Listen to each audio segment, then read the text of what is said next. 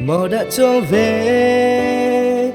tây bỏ che tí xe chỉ đã về ở nhà thọ mà mò sẽ lẽ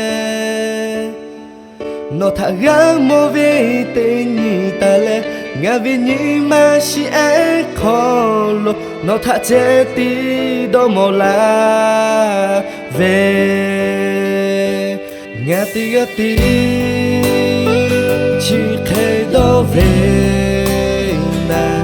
nó bên má chỉ khó khá khi đó che lên nó hạ về cho phép má gà thọ nó thả gà mò chỉ đã ta về ngã về nhị mà khó đó nó che sẽ mẹ nó khi lì đã trả về mi hạ eo nó thả tí bỏ mò đã gà xe nó thả che tí đó mò la về ngà về dù mà e khó ô thả về ở giá khi có gà thế cô nó lại ngà ní gà hạ về ở lo nó thả thôn là gà cha nó vì ở lo thô ngà xì gà cha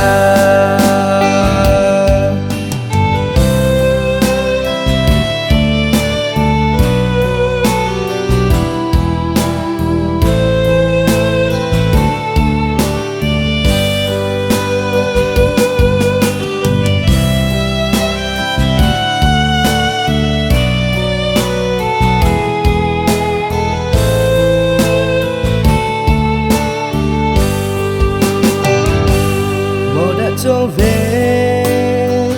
tây bỏ che tí xe chỉ đã về ở nhà thọ mà mò sẽ lẽ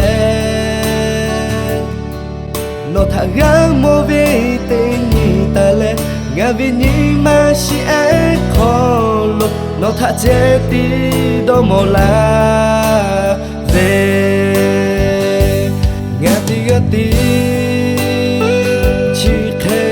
về nà nó bên má chỉ khó khá khi đó che lên nó hạ về cho phép má gà thọ nó thả gà mò chỉ đã ta về ngà về nhị mà khó đó nó che sẽ mẹ khi lì đã trả về mi hạ eo nó thả tí bỏ mò đã gà xe nó thả che tí đó mò la về ngà về dù mà e khó ô thả về ở giá khi có gà thế cô nó lại ngà ní gà hạ về ở lo nó thả thôn là gà cha nó vì ở lo thô ngà xì gà cha nó khi lì đã trả về mi hạ eo nó thả tí bỏ mò đã gà xe nó thả che tí đó mò la về ngà về dù mà e khó ô thả về ở giá khi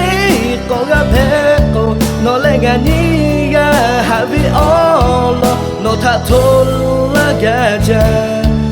nó vì ở lo thô ngà xì gà cha nó vì ở lo thô ngà xì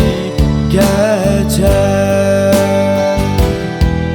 nó vì ở lo thô ngà xì gà cha